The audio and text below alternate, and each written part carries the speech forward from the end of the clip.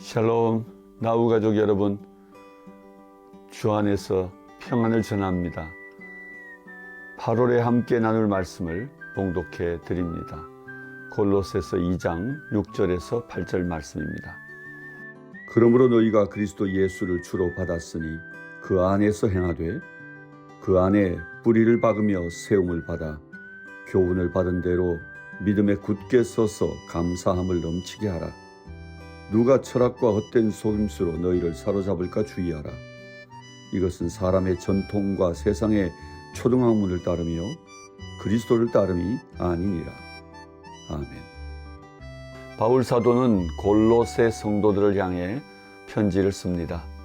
당시 소아시아 지방에는 유대주의와 영지주의 등을 비롯한 다양한 철학들이 그 시대의 영성을 어지럽히고 있었고, 또 예수를 갓 믿은 초신자들에게는 유혹받을 만한 많은 여지를 남기고 있었습니다. 바울은 이 믿음을 새롭게 하고 믿음 안에 굳게 서서 살아가기를 권하면서 이 편지를 골로새 성도들에게 전하고 있는 것입니다. 오늘 본문 말씀에 보면 6절에 그러므로 너희가 그리스도 예수를 주로 받았으니 그 안에서 행하되 라고 말씀하십니다. 바울 사도는 골로새 성도들이 그리스도 예수를 주로 받은 자들이라고 말합니다. 저와 여러분은 이미 예수 그리스도를 우리들의 개인의 주로 모시고 또 우리들의 죄된 삶으로부터 우리를 구원해 주신 구주 되심을 믿음으로 받은 사람들입니다. 예수 그리스도를 주로 모시고 사는 자의 삶을 우리가 뭐라고 표현할까요?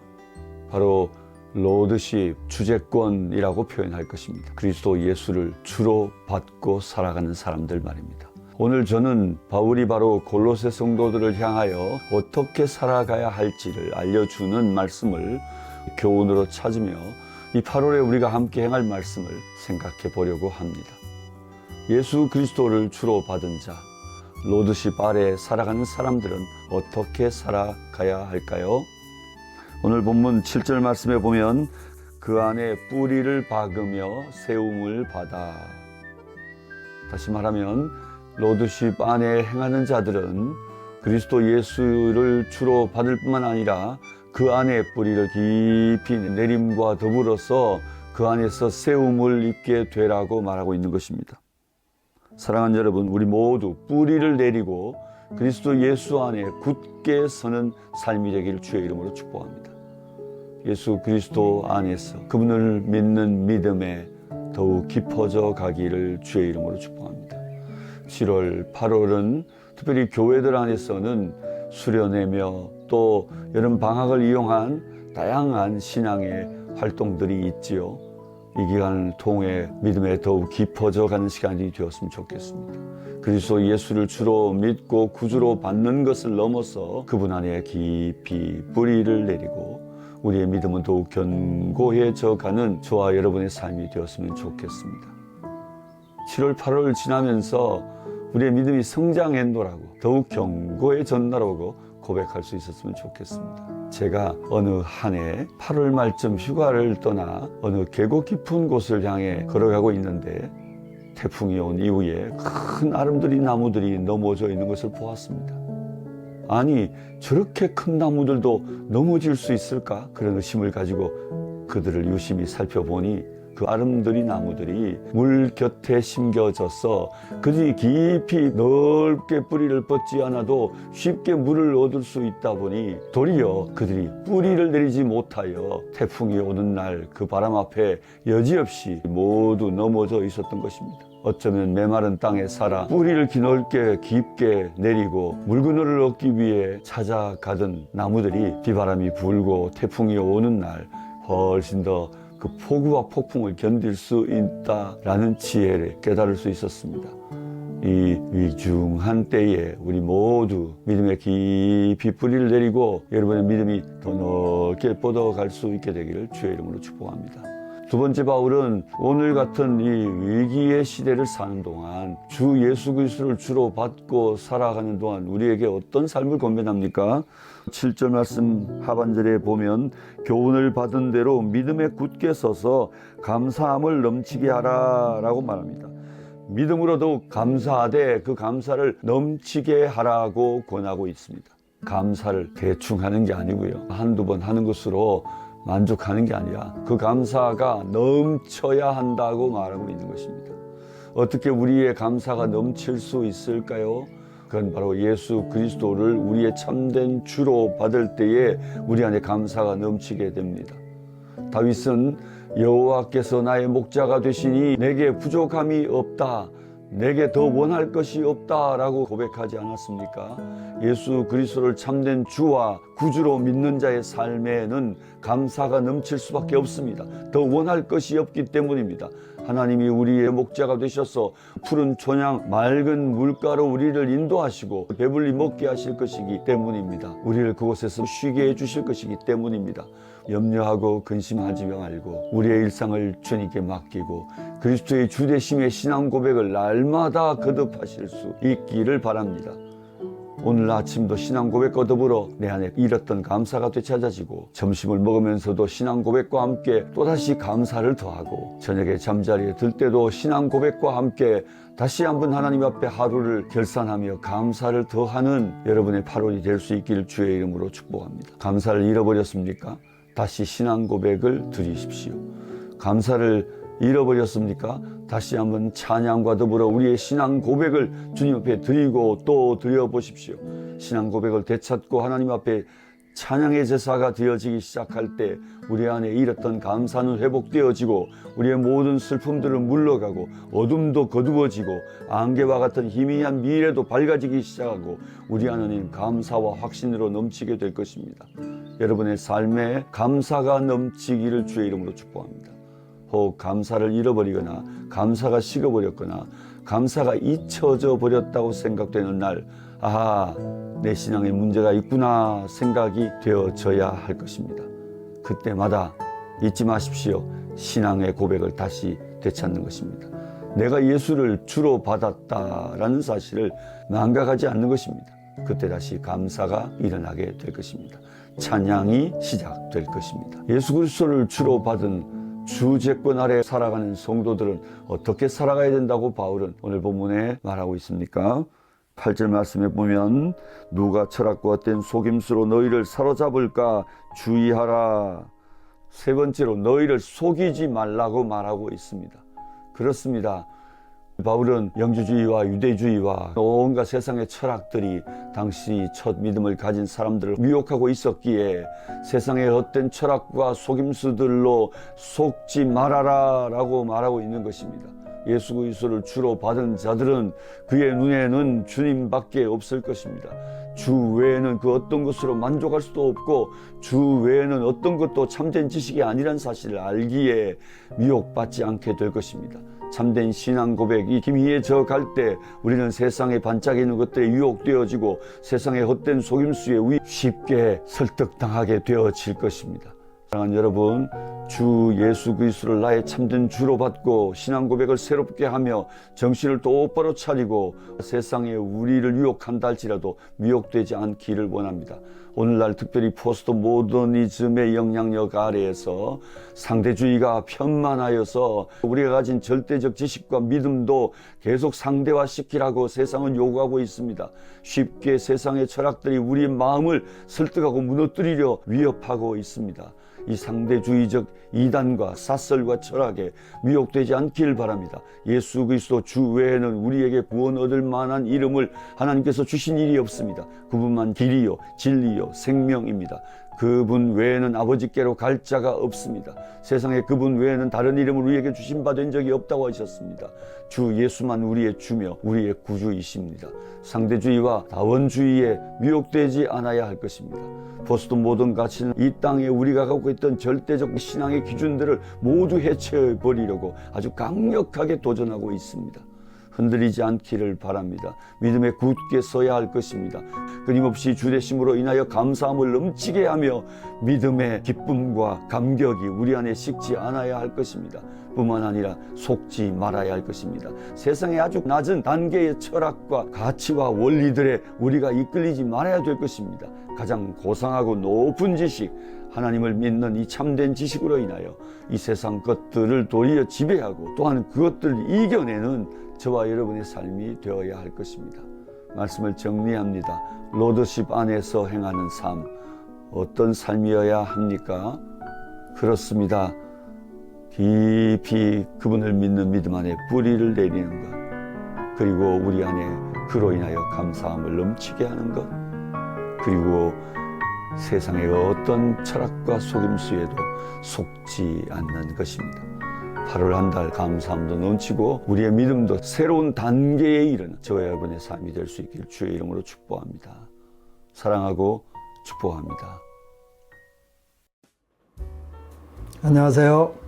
나우 가족들 소식을 전하고 있는 부대표 소영섭입니다. 이번 달 나우 가족 소식은 지난 7월 18일에 나우 정기이사회가 열렸었는데요. 나우 이사님들의 소식을 중점적으로 해서 전해드리도록 하겠습니다.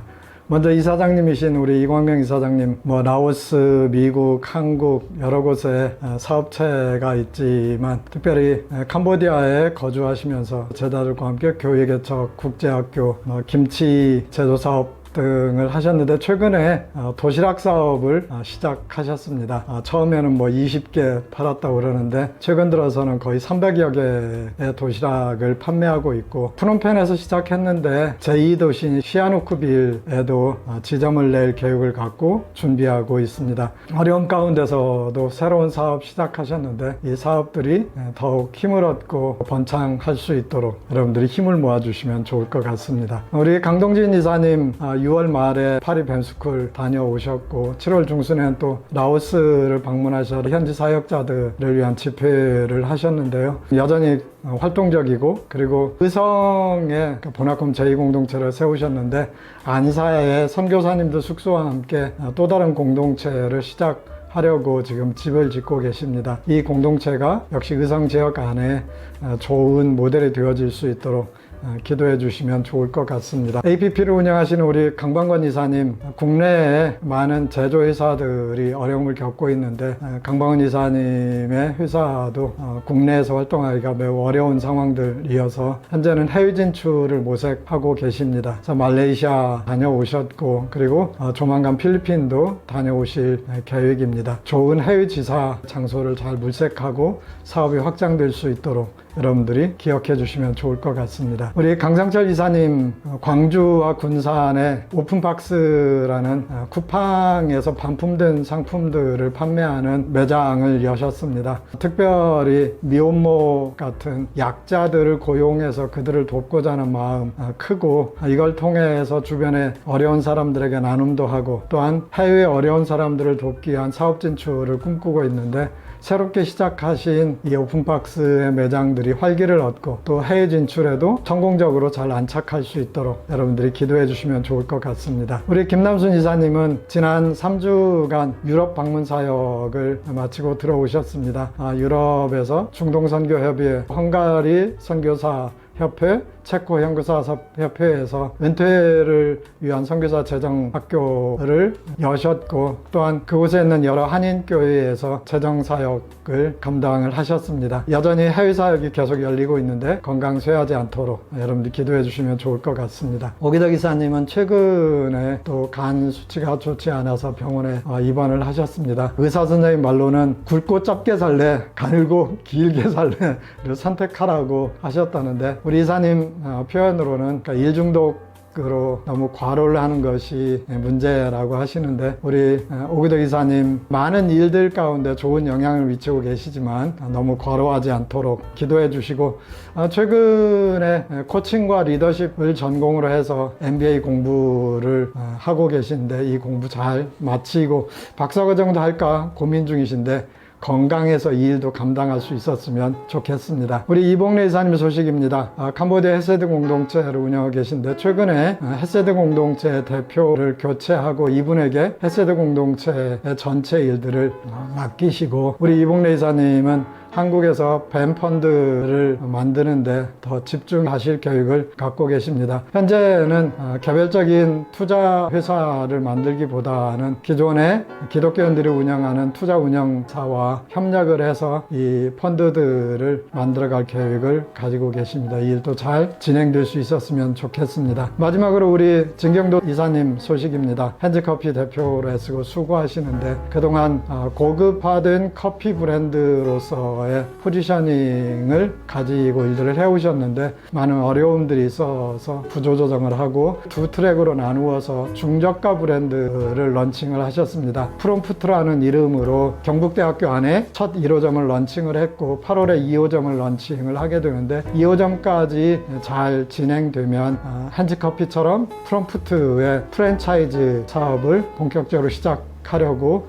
생각하고 있습니다. 기쁜 소식은 우리 진경도 대표님도 드디어 작가 반열에 오르셨다는 사실입니다. 지난 5월 31일 날 핸즈커피 이야기라는 책을 발간을 하셨는데 제가 이 책을 읽고 이거는 단순히 커피 이야기가 아닌 정말 창업을 생각하는 사람들에게 좋은 경영 지도서가 될 것이라는 생각을 했습니다. 많은 사람들에게 읽혀지고 뱀을 꿈꾸는 사람들이 이 책을 보고 좋은 창업자로 잘 준비되었으면 하는 마음이 있습니다. 마지막으로 한국에 들어와 있는 많은 필드 유닛들이 있습니다. 야곱쌤 가정, 프랭크쌤 가정, 주연혜쌤 가정, 이미듬쌤 가정, 김학선 선생님은 현지에 계시지만 김서희 선생님 아이들과 한국에 계시는데 한국에 계신 필드 유닛들이 함께 모여 모임을 가졌다고 합니다. 아마 기쁨의 시간들 되었을 텐데 참가하지 못하신 분들 저희 이렇게 전해주신 소식으로 아쉬움을 달랬으면 좋겠습니다. 이상으로 나우 가족 소식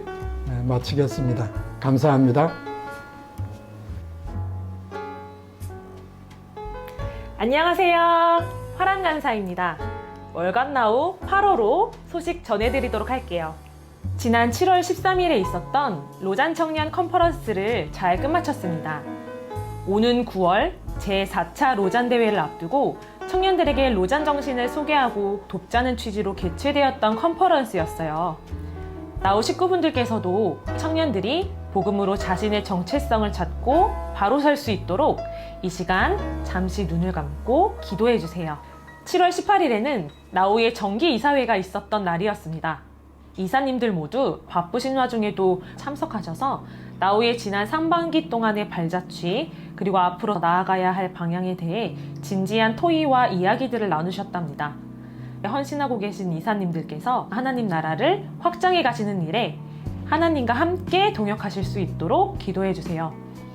핸즈커피 이야기 모두들 완독하셨나요? 호호호호호호호. 핸즈커피가 18평 1호 매장에서 160호 매장을 오픈하기까지 경영에 대한 모든 노하우가 담겨있는 알짜배기 책 핸즈커피 이야기. 뱀어이든 아니든 경영에 관심 있는 모든 이들에게 길을 보여주는 책이라는 칭찬이 자자한데요. 지난 7월 23일 이 핸즈커피 이야기의 출간 기념 북콘서트를 성황리에 마쳤답니다. 저자이신 진경도 이사님의 임팩트 있는 강연과 이만혜 선교사님의 고품격 찬양 콘서트, 정말 멋진 순간들로 가득 채워진 북콘서트였답니다. 이렇게 8월에 나우 소식을 전해드렸습니다. 이 여름 세상 곳곳에 하나님의 위로와 사랑과 회복이 흘러갈 수 있도록 우리 나우 패밀리가 함께 기도했으면 좋겠습니다. 샬롬!